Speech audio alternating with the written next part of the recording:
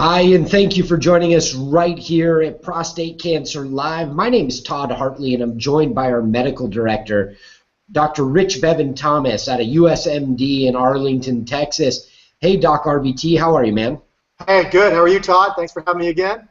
I'm doing really well. You know, this is one of my favorite topics, really. How do we properly prepare ourselves in our body and our terrain to make sure that we're decreasing our risks to prostate cancer? And one of the ways that we're going to talk about today, and really the dominant thing we're going to be talking about today, is vitamin D. So, Doc, what should we know about vitamin D? In fact, what is it? Let's start there, and then we'll work back. Yeah. So Todd, you and I were having a great conversation even before this started, and we're going to kind of get back into that about what vitamin D is and how that interacts with our cells. If you look at vitamin D is not your average type of vitamin. We think of vitamins and we think of vitamin C, vitamin E, vitamin B, B12, things like that. This is the most common people think of when they think of vitamins. Now, vitamin D is different, though, because what happens is that vitamin D is, yes, it's a vitamin, but this vitamin D actually gets taken over and gets converted in the liver to a hormone called 25-hydroxyvitamin D, right? So we're not going to get into the whole details of the whole vitamin D kind of issues, but I think people need to know is that vitamin D is not just like a vitamin C that you kind of take or a vitamin E or something like that. It is a very powerful, and again, it can convert it into that hormone. So that's part one, and you and I had that discussion about that, and it's really important.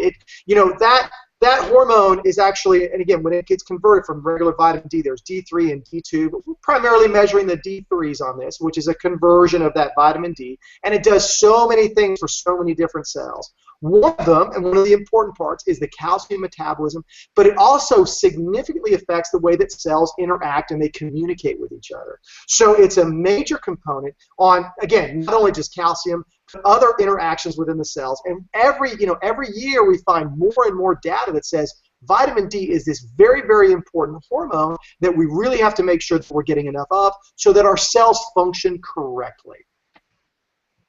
Now, I've been a medical journalist for quite some time, and one of the events that I covered was the Vitamin D Council out of UCSD, San Diego, of course, not South Dakota. That doesn't make sense at all because it wouldn't be a UC school, but you get my drift. So I got it. I'm with you. Yeah, thank you. So that's the first opportunity where I got to embarrass myself live today. So and they brought together all of the leading voices in heart health, bone health, cancer, GI issues, mood support, pregnancy. It was a laundry list of medical experts, and they had them all come out to discuss what the standards are. So I'm really interested in this topic, and I love how it fits into prostate cancer. I also know that it plays in the role of helping you decrease inflammation. So a moment ago, you kind of teased this idea. Can we just pop a vitamin D pill like we do? Let's talk about that, Rich. So, yeah, again, so this is America, right? So we want to take a pill and go eat a cheeseburger and make sure everything's okay. But it doesn't really work like that. And again, why is vitamin D different? So we actually found out, if we go back to, the SELECT trial looking at vitamin E, we thought it was a great thing. And as we found out, it's not a great thing, not only just for the prevention of prostate cancer, but you could cause other problems as well. Okay, so now let's go to vitamin D. There's two ways in which you can get vitamin D. You can take it orally with a pill, or you can use a drop, right? So again, you and I were just kind of comparing this. I actually think it's probably one of the most important things that we have. Or you can actually get it in your skin. Okay, so here's how this works, is that if you get skin exposure, there's two things that you have. When you get sunlight, you get UVA light and you get UVB light, right? So the UVA light is the one that actually doesn't penetrate significantly deep into the skin. It's more superficial. And what happens is your skin cells actually convert that into that vitamin. It actually converts and actually absorbs that sunlight and becomes vitamin D. Then that actually gets into the bloodstream, goes over to the liver, and again, it converts it into 25-hydroxy vitamin D. So again, that's conversion-wise. And so how much do you need? Well, the problem is that most people think, I mean, you talk to my dermatologist colleagues, and they're, they think the sun is evil. Like, stay away from the sun; it's terrible for you. And I get that. But you just have to be careful with this. I mean, a small exposure to UV light, especially UVA light, is actually not that bad. Again, we don't want to become, sun worshippers and look like raisins at the end of the day. But you got to be. There is a benefit of having some sun exposure for that particular reason, right? So that's just actually getting exposure from the sun. How much sun? Well, ideally they'll tell you, go up. Most people that look at vitamin D, they'll say, get some exposure between, give or take between 10 and 1 or 2 o'clock. The later that is in the day, and again, there's been studies on this, they actually say that not only just the UV light actually gets increased, but the UVB light actually get increased, and again, that can be much more harmful for you, right? So again, we want to limit those UVB lights as much, or UVB rays as much as possible, right? Now, that's just getting exposure to it. So if you're out there 10 or 15 minutes, in the sunlight, give or take about 3 or 4 days a week for about 10 or 15 minutes, that is going to help you convert that vitamin D. So then the other guys, who make all these vitamins say, oh, no, don't worry about it. Stay indoors. Don't risk your risk of skin cancer and go take a pill. But it's interesting because if you look at the efficacy and the absorption of whether it's going to be pills or droplets, it's significantly less effective than actually getting it directly from the sun. So this is one of those things where be careful, with exposure to sunlight, but you can also actually get some supplementation from oral vitamin D as well. It's so funny as you're saying that. I'm laughing to myself because our dermatologist is we live in Arizona here. Today is 111, and as I told you when we went live, our power went out today at the office, and you've got about 4 minutes before you're like, we're gonna be like an easy bake oven if we don't get out of here.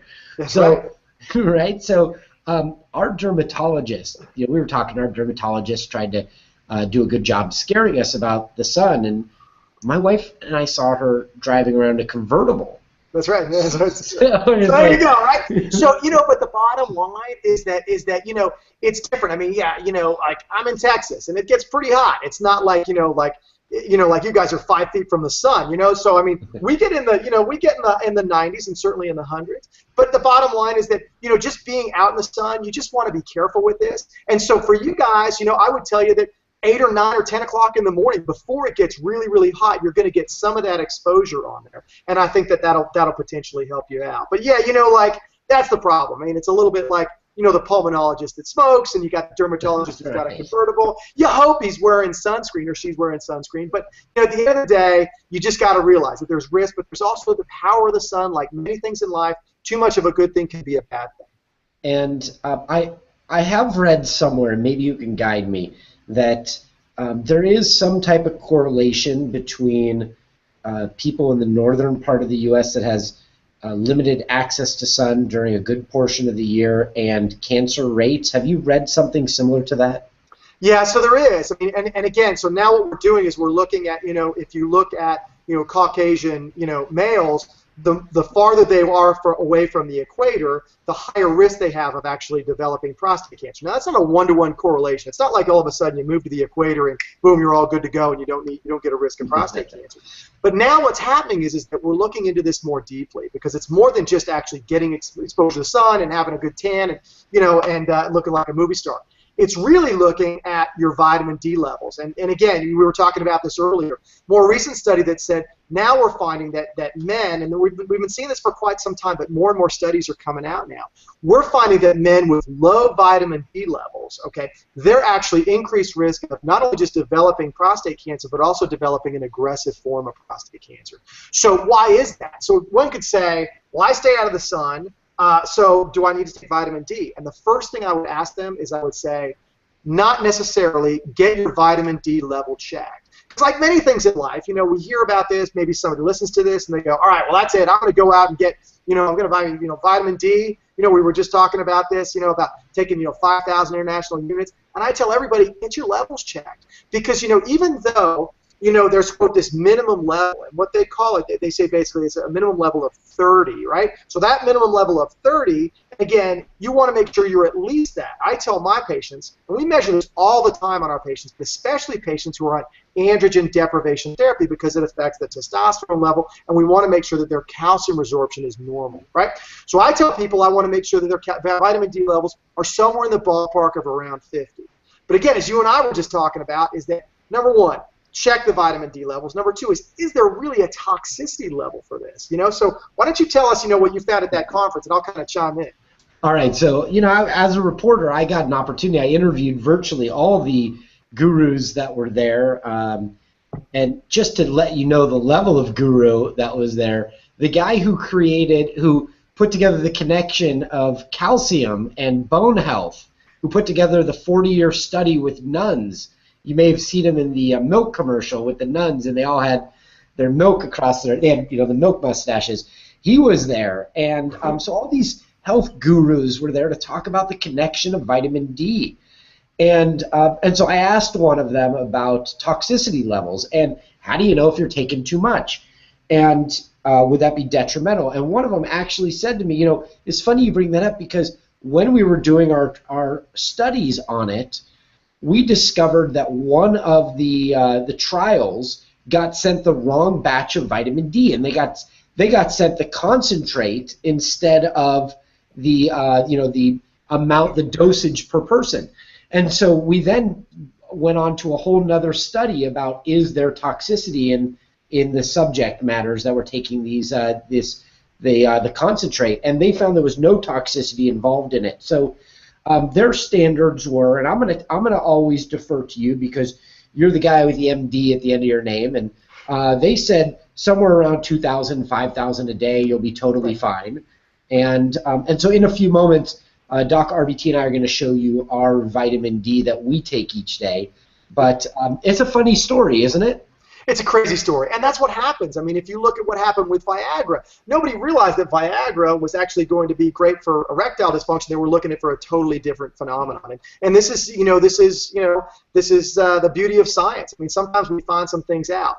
What we do know is we have a suspicion, though, is that there's recent studies out that said that, again, too much of a good thing is potentially a bad thing. We know that the higher the vitamin D level, there is at least the potential that there may be some interaction that may not be in your best interest. So what I tell people is, don't go crazy with this thing. I think anytime you take a supplement, whether it's going to be zinc or whether it's going to be vitamin D, it's always a good idea to let's check it. If you're on a supplement, just check it, once or twice a year. It's an easy test to do. Your doctor should be able to do it, and just to make sure that you're okay. And again, I try to make sure it is so common that I will tell you that our patients, with prostate cancer, we find their vitamin D levels are, invariably, and this is a guesstimation, but at least 2/3 of these men that walk in, their vitamin D levels are low. And why is that? So can I say that your vitamin D level is low, you will develop prostate cancer? I cannot say that. But I will tell you that along many things that we have, I think that is playing a role in which all of our cells need to function adequately, and if we do not actually get those to function adequately, it actually can potentially have specific genes and specific cell receptors that actually aren't functioning the way that they should, and it does give the potential of actually having some of those cells grow. And again, we just talked about a recent study that talked about African American men with more aggressive prostate cancer that actually had low vitamin D3 levels. And I think that we're going to hear more and more about this, just like you did in that conference as time goes on.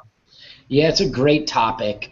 I'm particularly interested in it. I had my vitamin D levels and blood work taken last week, so I'm excited to see what the results are. I'd be willing to come back when we do another hangout and just tell you where I happen to be, and like Doc BT did a moment ago, make sure you're getting those vitamin D levels checked, because it'll help you with, as I mentioned earlier, heart, bone, cancer, your GI, your mood support, and for women out there, it'll also help you with pregnancy, because I did see a study recently that women that were deficient in vitamin D had higher levels of C-sections, which is a really interesting study that has nothing to do with what we're talking about. So let's talk about your vitamin D. What do you take? Right. Can you show it to us? And I can. I give us an absolutely idea can. of give us an idea of where you get it. People don't know that you can get this stuff, in a lot of places. Right, exactly. So, so a couple things. Again, I preface this by saying that I think it's much better if you can get out in the sun for 10 or 15 minutes. I try to do this. I try not to go too crazy with it because of the risk of skin cancer. But again, I try to make sure that I'm at least, out in the sun, at least for a little bit. I'm out always doing a bunch of sports and things like that, and I can do it. I actually, I like to know that I can do something relatively easy. So I actually use this stuff called, I don't know if you can see this. It's by Seeking Health. It's vitamin D. I don't know if you can kind of see this. And this is a droplet. And this is expensive. It's about $60 for this whole thing. But I'm hoping it's going to last me for, hopefully another probably 3 to 6 months. And it's 2,000 international units per drop. So that is about, the average pill you can take is either 1,000 or 2,000 IUs. So I have one tiny little drop that's actually equal to that that pill. And I know that Todd, you're taking 5,000. IUs, which I think is perfectly fine. It'd be interesting to see what your levels are, and I don't know, do you want to show yours real quick, what you're taking today? Sure. So I take this one right here. Let me see if I can center it, and you can see it's 5,000 IUs, and I take one of these little pills. I'm going to show you what it looks like. And actually, the price, your price is much more than mine. Mine is for this jar that has, let's see, 200 soft gels in it. And I'm going to take one of these out so people can see what it looks like. Mine's like $10 or something. Exactly. So you could do it cheaper. There's no doubt about it. I hate pills, and there you go. So they're tiny little pills, just like that. It's a tiny little nothing, right? Exactly. And it's easy to take. And this is sort of, more than just a kind of a show and tell what people are taking. But I don't take many supplements. I'm not a huge fan of supplements because I believe that you can hopefully get most of supplementation actually from eating healthy, and we're going to talk about that obviously in later podcasts to make sure that we're all kind of on the right page on this. But vitamin D is one of those things that I think it's so important that I think we got to make sure that everybody's, is getting the correct supplementation. I'm usually due. I'll probably get my vitamin D levels in the next 3 to 6 months. I've been on this for a while, and I'm around. I want to say the last time I took it was my vitamin D was about 53, and I'm okay with that. I don't, I take about, again, I'm about between 4,000 and 6,000 international units. Now, one thing I do want to say is vitamin D is fat soluble, so you don't have to necessarily take this every day. You can load up one day a week, and you can take, whatever you're going to take. Let's say you're going to take, 20,000 IUs, a week or something like that. You can do it on one day of the week. And I tell patients this all the time. It's not like, I got another pill to take every day. As long as you're taking that just once a week. All right, so let's explain that in layperson terms. When you say it's fat soluble, does that mean that it lives in the fat in your body and then slowly over time works its way out? Exactly. So what it means is that it actually will absorb in the fat, and so it's not one of those things that's actually going to, when you take a vitamin, for instance, like, a molecule, I'm trying to think of a good, water-soluble vitamin, but I can't think of anything just off the top of my head, but, for instance, like, zinc is probably a pretty good, example, is the fact that when you take that, you can actually become deficient in that, 3 or 4 or 5 days later, right? So you want to make sure that you're taking that every day. You can't just load up on that, and it's not necessarily in your best interest to do that. But this is something that actually gets stored, and because it's actually fat soluble, again, it will dissolve over a longer period of time. So you've got that leeway to do that. And again, a lot of people don't know this, but the bottom line is that it's another little tidbit of information. I think, again, like anything, my caveat is to tell patients, my patients are anywhere, they take anywhere between 1,000 and 5,000 international units a day, and again, you can add that up per week, which is 30,000 a week. And I try to make sure that everybody does this. And I think we're going to find more and more studies, just like the study we talked about on, whether it's African Americans or whether it's going to be Caucasians or Asians with prostate cancer. We're going to start finding that more men are going to be at risk for aggressive prostate cancer, just like what we saw. All right, so this is a huge topic. It's part of our goal here at Prostate Cancer Live to make sure that we're bringing you information that's practical, ways for you to exercise prevention, and God forbid if you do get diagnosed with prostate cancer, we want to make sure that you have a real practical understanding of the disease and how it can be managed and so on, okay, and treated. And that's what we do here. We're open to responding to topics, so feel free to submit topics. We'll take a look at it. We're not going to be able to do shows about everything, but submit in your topics, and you can do that at Prostate Cancer Live, and we'll go through it, and it could just very well be one of these really awesome hangouts where we talk about that topic for you. So feel free to send that in, and as we progress, there's going to be a lot more information happening right here at Prostate Cancer Live. A little teaser for those of you who are going to be watching all the way through this program. We're going to be announcing very soon a event with Major League Baseball and prostate cancer, and so we're going to bring you live to a ballpark and tell you a prostate cancer story, and do it from the field. So we're working on that right now. That news and information will be released right here at Prostate Cancer Live in the coming, I would say, days or weeks, because it's very, very close. And I think that's pretty much the hangout for the evening. Doc, did I miss anything? I don't think you missed it. I think the takeaway points from this, Todd, is that vitamin D is an important vitamin. It actually will convert into a hormone. Check your vitamin D levels. Make sure that they are adequate. That's it. And if you're going to take a supplement, just make sure you know what those levels are, so you're not, going too crazy with it, because you might be able to. I mean, if you're somebody who's actually, maybe a coach or something like that, and you're outside, your vitamin D levels may be fine. But realize that it's important to know this. And, knowledge is power, and we just hope people can go and act on that. And hopefully, I think as time goes on, we can hopefully maybe even prevent more prostate cancer by knowing what those levels are. So cool. Well, he's Doc RBT, Rich Bevan-Thomas, out of Arlington, Texas at USMD. My name's Todd Hartley, and together we lead Prostate Cancer Live. So on behalf of the team here, we look forward to talking with you again very soon, and we wish you a very healthy and happy prostate. You guessed it. All right, guys. Thank you very much, everyone. All right, take care.